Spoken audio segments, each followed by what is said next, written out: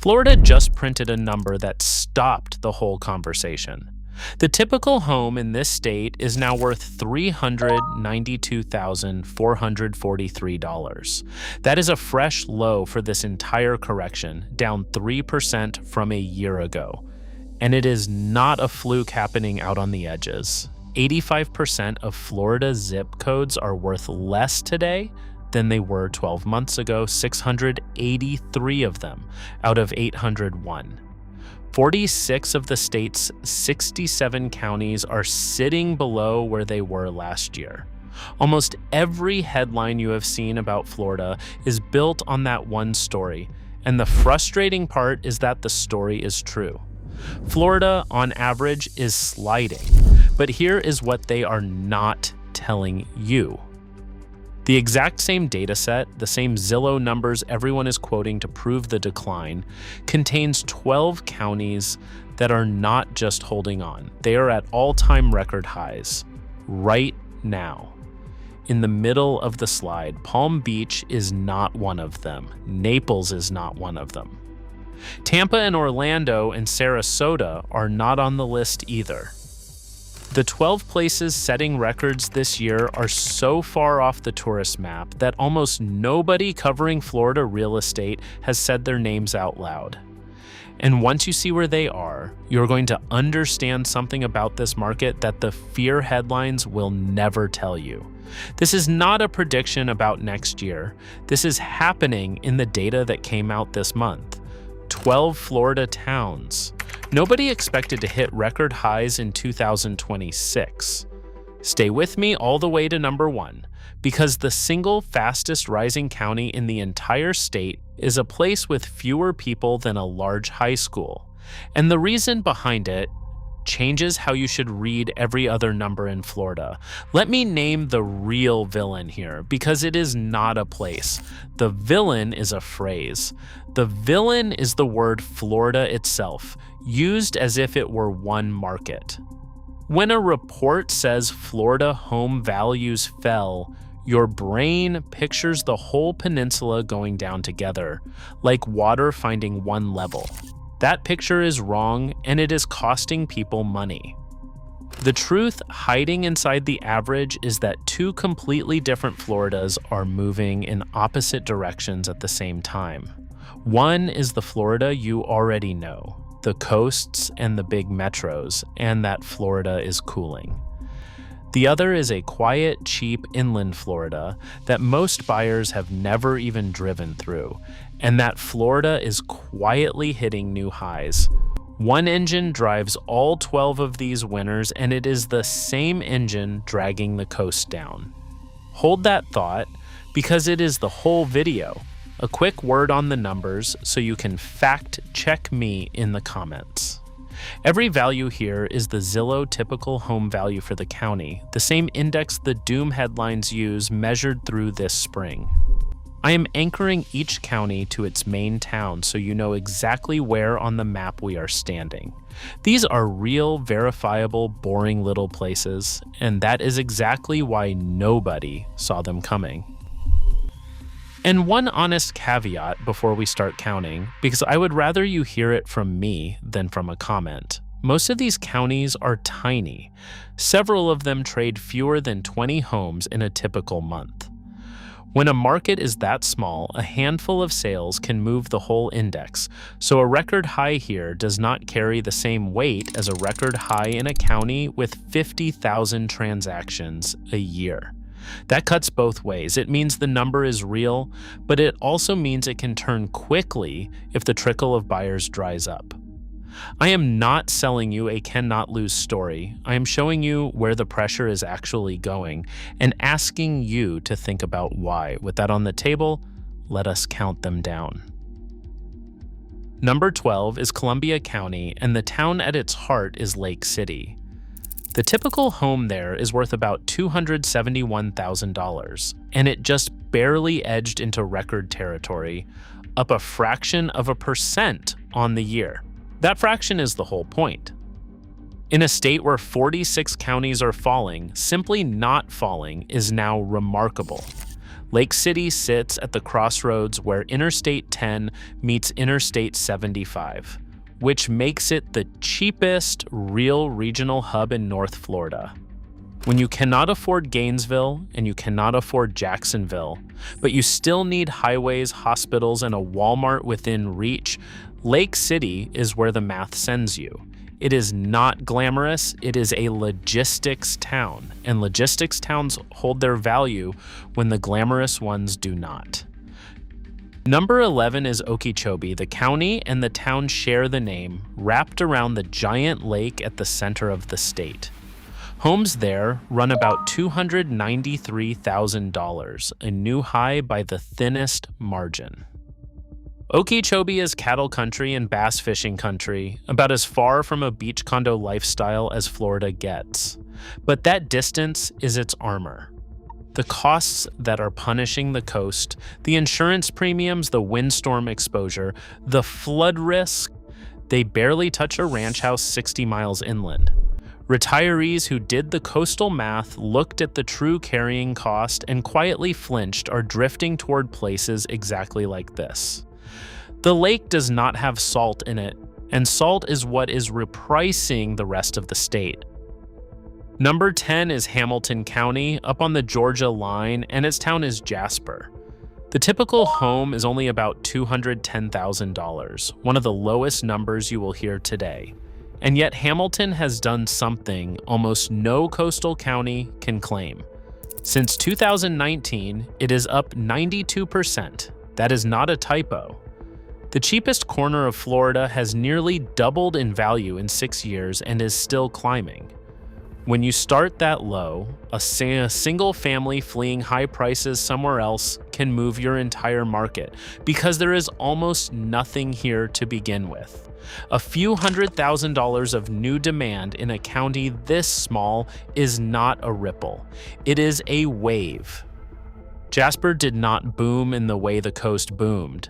Jasper just never got the memo that Florida was supposed to be falling, and every buyer who quietly crossed the state line looking for the cheapest square footage in Florida pushed it a little higher.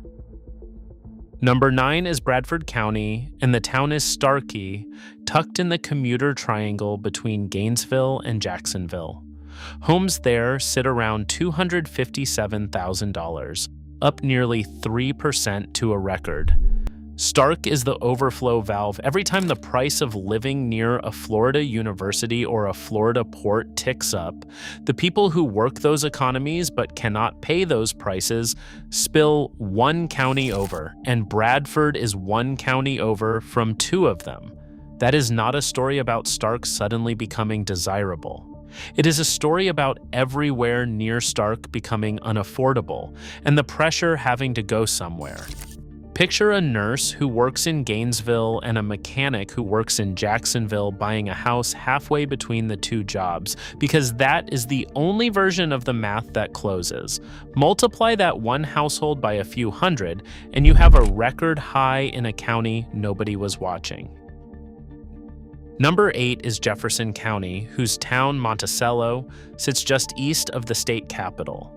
The typical home is about $309,000, up more than 3% to a fresh high, and it is up 85% since 2019. Monticello is capital overflow, the same pattern you just saw with the universities. Tallahassee gets more expensive, and the government workers, the professors, the retirees on fixed incomes look at the map and slide east into Jefferson, where the same paycheck buys a real yard. And if you have made it this far into a list of counties most Floridians could not find on a map, do me one small favor and tap the like button. It genuinely tells the algorithm that people actually want the real story instead of the scary one. And that is the only reason videos like this get made. Number 7 is Hardee County, and here the neat little story I have been telling you cracks in a useful way. Hardee is not up north. Its town, Wauchula, sits in the middle of the state, deep in phosphate and citrus country. Homes, there are around $243,000, up more than 3% to a record, and up 86% since 2019. I am pointing this out on purpose because it proves the pattern is not about the North at all. It is about being rural, inland, cheap, and insulated from the coast's costs. Wauchula qualifies on every count, and it sits 200 miles south of the counties around it on this list. The thread is not a compass direction. The thread is affordability. Number 6 is Gilchrist County, and its town is Trenton, a short drive west of Gainesville. The typical home is about $308,000, up almost 3.5% to a record, and Gilchrist is tied for the very top of the entire state in growth since 2019 at 92%. Think about that for a second. The two counties that have appreciated the most in all of Florida over the last 6 years are Gilchrist and Hamilton, two places with a combined population smaller than a single Miami neighborhood. The people quoting statewide averages at you have almost certainly never mentioned either one. That is the gap between the headline and the map, and you are now standing on the right side of it. Number 5 is Baker County, and its town, McLenny, sits just west of Jacksonville. Baker has the highest home value of anyone on this list, about $317,000, and it just set a record, up more than 3.5% on the year. Baker is the cleanest example of the whole idea. It is a straight commute into a major Florida job market, but it is far enough out and rural enough that its prices never inflated to Jacksonville levels. So when Jacksonville got expensive, Baker did not get expensive with it. It got discovered. The county that people used to drive through on their way to somewhere else is now the somewhere else, and the drive that once looked too long starts to look like a bargain the moment the mortgage numbers land. That is the entire trade in one county line. And here is the thing to hold on to as we climb toward the top 4, because this is where the story turns from a fun list of unknown towns into something you can actually use. The reason these places are rising is the exact same reason the coast is falling, and I am going to show you that in one sentence at the end. Keep watching, because that sentence is the entire point of the video. Number 4 is Suwannee County, and its town is Live Oak, sitting right on the Interstate 10 corridor in Spring Country. The typical home is about $274,000, and it climbed just over 4% to a record. Suwannee is what happens when a cheap crossroads county also happens to be genuinely pretty, with real rivers and real springs, and word slowly gets around.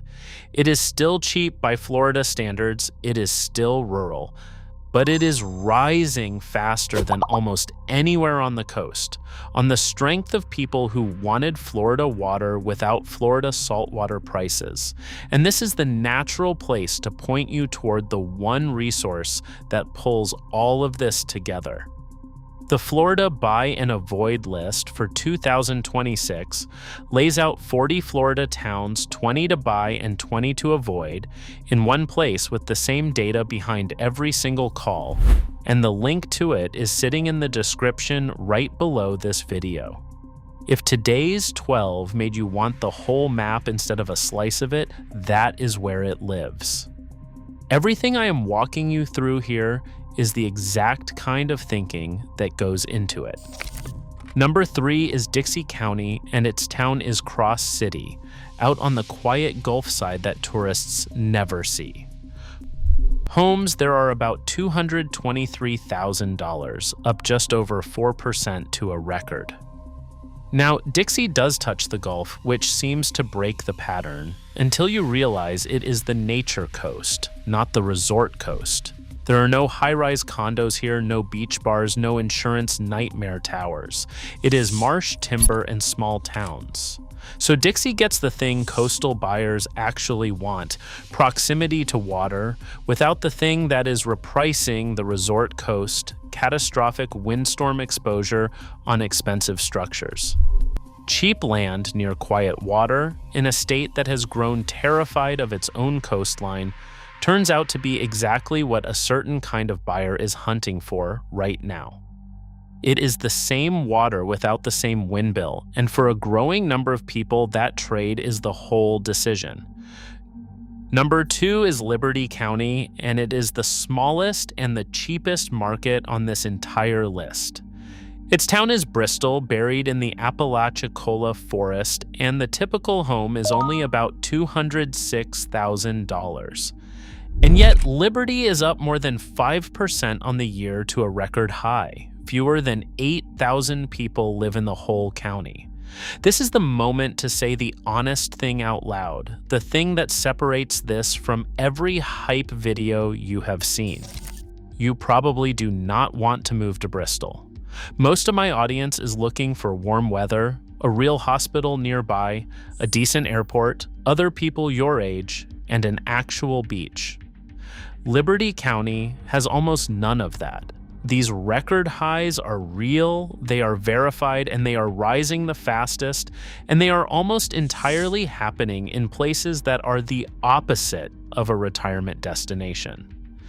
If a video ever tells you the hottest markets in Florida are the ones you should be buying into, this list is the reason to be suspicious. Hot and livable are not the same word. Which brings us to number 1. And it is the fact that reframes everything. The single fastest appreciating county in the entire state of Florida, out of all 67, is Lafayette County. Its town is Mayo, and it is one of the least populated counties in Florida, home to roughly 8,000 people. The typical home there is about $268,000, and over the past year, it is up 7.8%. While the state as a whole set a fresh low, while 46 counties fell, while the coast gave back years of gains, tiny Lafayette County rose almost 8% to an all-time high. It is up more than 90% since 2019. It has no coastline, no interstate running through it, no major hospital, and no airport. And it is beating every glamorous market in Florida decisively right now. Remember the caveat from the top, because Lafayette is where it matters most. This is a county where a truly small number of sales sets the price for everyone. So 7.8% is a real move made by a thin stream of buyers, not a stampede.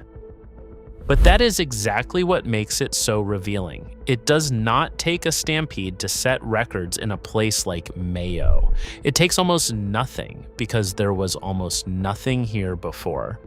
A market this small is a pressure gauge, and right now the needle is buried, pointing straight up, while the big coastal gauges everyone actually watches are pointing down.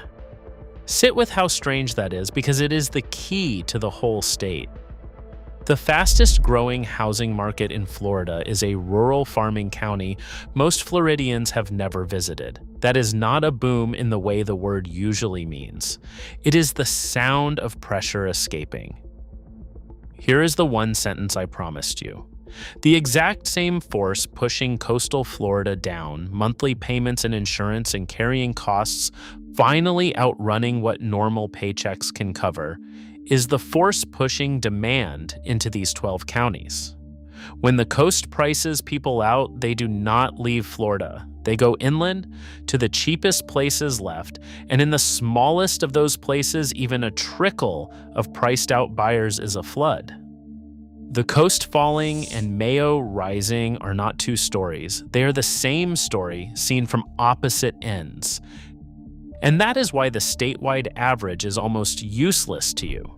It blends a repricing coast and a rising interior into one soft, misleading number that describes almost no real place. When someone tells you Florida is down 3%, the honest answer is that Florida is not a market. It is at least two markets moving against each other, and the average is the fiction in between. The 12 towns on this list are not a buy signal. They are proof that you have to look one level down at the specific place, the specific street, the specific cost of actually owning there before any headline means anything at all. So what do you actually do with this? You stop trusting the word average, and you start asking two questions about any Florida town you are looking at. First, what is the real carrying cost, the insurance and the exposure, not just the sticker price, because that is the line separating the falling Florida from the rising one.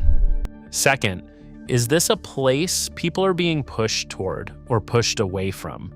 Because affordability migration is now the single strongest current in the state, and it runs from the coast inland, not the other way around. A rising market that is rising because people cannot afford anywhere else is a very different bet from a rising market that is rising because everyone wants in. Both of them set records. Only one of them is somewhere you would actually want to live, and telling them apart is the entire skill. So here is my question for you, and I read the comments on these. If you had to bet, is your part of Florida one of the 46 that are falling, or one of the 12 quietly setting records? And more importantly, do you know why? Drop your county below and tell me what you are actually seeing on the ground, because the data lags and you do not. If this was useful, the next thing worth understanding is where in Florida insurance still comes in cheap, because that single cost is quietly deciding which towns rise and which ones fall, and it draws almost the same map you just watched. Go watch that one next. Subscribe to FloridaPulse so the next set of numbers lands in your feed the day it drops, because the split I just showed you is going to get wider before it gets narrower, and I will be tracking exactly where it goes. We will see you in the next one.